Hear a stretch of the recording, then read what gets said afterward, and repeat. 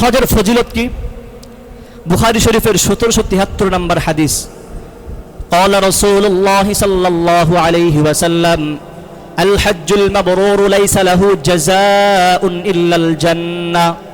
আল্লাহ রাসূল সাল্লাল্লাহু আলাইহি ওয়াসাল্লাম বলেন, একটা কবুল হজের প্রতিদান একমাত্র জান্নাত ছাড়া আর কিছু নয়।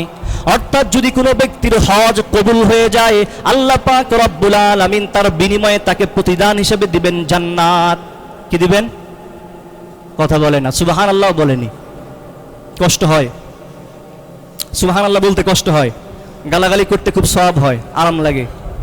গালাগালি করতে খুব মজা লাগে, এজন্য গালি দিতে লাগলে 8-10টা গালি একবারে মুখ দিয়ে বের হয়ে যায়। আর সুবহানাল্লাহ বলতে কষ্ট হয়, কারণ এটাতে গুনাহ হয় নাকি? আছিফ এক অবস্থা। তো আল্লাহ রাসূল সাল্লাল্লাহু আলাইহি ওয়াসাল্লাম বললেন, যদি কোনো ব্যক্তির হজ কবুল হয় তাহলে তার বিনিময়ে তাকে জান্নাত দিবেন কে? আল্লাহ রাব্বুল আলামিন। বিনিময় কি? একমাত্র জান্নাত। কিন্তু শর্ত কি? হজ যদি কি হয়? কবুল হয়। হজ কবুল হবে কিভাবে? আল্লাহ রাসূল সাল্লাল্লাহু আলাইহি ওয়াসাল্লাম বলেন, বুখারী শরীফের 1521 নম্বর হাদিস, মান হাজ্জা লিল্লাহি ফালাম ইয়ারফুস ওয়া লাম ইয়াফসুক রাজআ কায়াউমিন ওয়ালাদাতহু উম্মুহু।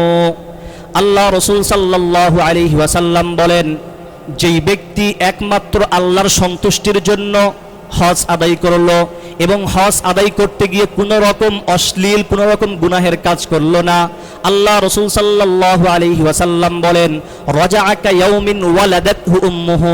ওই ব্যক্তি হজ থেকে এমনভাবে ফিরে আসে যেমনভাবে সে তার মায়ের গর্ভ থেকে সর্বপ্রথম জন্মগ্রহণ করে প্রথম দিন যেভাবে মায়ের গর্ভ থেকে নিষ্পাপ হয়ে এসেছিল। যদি কোনো ব্যক্তি হজে গিয়ে কোনো গুনাহ না করে, কোনো অশ্লীল এবং আল্লাহর নাফরমানি যুক্ত কোনো কাজ না করে, আল্লাহ রাসূল বলেন সেই ব্যক্তি হজ থেকে ফিরে আসে ঠিক সেভাবে যেভাবে সে তার মায়ের গর্ভ থেকে প্রথম দিন পৃথিবীতে এসেছিল। যেই বাচ্চা প্রথম দিন ভূমিষ্ঠ হয়ে মায়ের গর্ভ থেকে আসে, সেই বাচ্চার আমলনামায় কি গুনাহ থাকে না? সেই ব্যক্তি মাসুম, সেই বাচ্চা কি হয়? মাসুম হয়। আল্লাহ রাসূল বলেন, কোনো ব্যক্তির হজ যদি আল্লাহর কাছে কবুল হয় তাহলে সেই ব্যক্তি হজ থেকে ফিরে আসে মাসুম বাচ্চার ন্যায়। তাহলে হজের দুইটা ফজিলত বলা হলো। এক নাম্বার, কোনো ব্যক্তির হজ যদি কবুল হয় তাহলে তার বিনিময় কি? জান্নাত। বিনিময় কি? জান্নাত। আর কোনো ব্যক্তি যদি হজ করতে গিয়ে কোনো রকম অসামাজিক গুনাহের কাজ, আল্লাহর নাফরমানি না করে, তাহলে আল্লাহ রাসূল বলেন সে হজ থেকে ফিরে আসে প্রথম দিন যেভাবে মায়ের গর্ভ থেকে নিষ্পাপ হয়ে এসেছিল, ঠিক হজ থেকে সেভাবে নিষ্পাপ হয়ে ফিরে আসে। তাহলে এই দুইটার থেকে আমাদের আর কি চাহিদা আছে? আমাদের জীবনের মূল লক্ষ্য চাহিদা হচ্ছে কি? জান্নাত অর্জন করা। কি অর্জন করা? জান্নাত অর্জন করা। আর আল্লাহর কাছে আমরা সর্বদাই যখন দুহাত তুলে দোয়া করি, সর্বপ্রথম দোয়া কি হয়? যে আল্লাহ তুমি আমাদের জীবনের সমস্ত গুনাহ খাতাগুলোকে মাফ করে দাও। তো আল্লাহ তাআলা এই হজের মাধ্যমে জীবনের সমস্ত গুনাহ মাফ করে দেন, আবার বিনিময় হিসেবে কি দান করেন? জান্নাত। এই দুইটাই তো আমাদের আকাঙ্ক্ষা। এই দুইটার বাহিরে আকাঙ্ক্ষার কি আছে? কিন্তু যদি আপনার হজের উদ্দেশ্য হয় মানুষ দেখানো, অথবা আমাকে আলহাজ বলবে, নাম লিখবে তখন আলহাজ বলবে, হাজি বলবে, এটা যদি উদ্দেশ্য হয় তাহলে ওই হজ কবুল হবে না, বিপরীতে আরো কি হবে? রিয়া এবং গুনাহ হবে।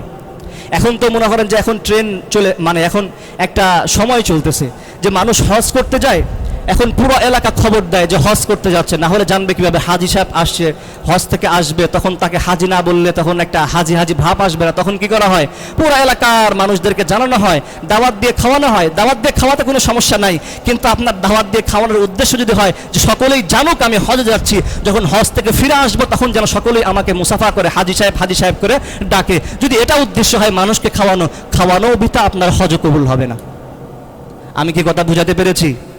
আপনি মানুষকে দাওয়াত দিয়ে খাওয়াতে পারেন, সমস্যা না, এটা ভালো কাজ। মানুষকে খাওয়ানো কি ভালো কাজ, কিন্তু দাওয়াত দিয়ে খাওয়ানোর উদ্দেশ্য যদি এটা হয় যে মানুষ জানুক আমি হজে যাচ্ছি, আমি যখন হজ থেকে ফিরে আসবে মানুষ আমাকে হাজি সাহেব বলে ডাকবে, যদি এটা উদ্দেশ্য হয় তাহলে খাওয়ানোটাও বিদা, হজ করাটাও বিদা, টাকাটাও নষ্ট।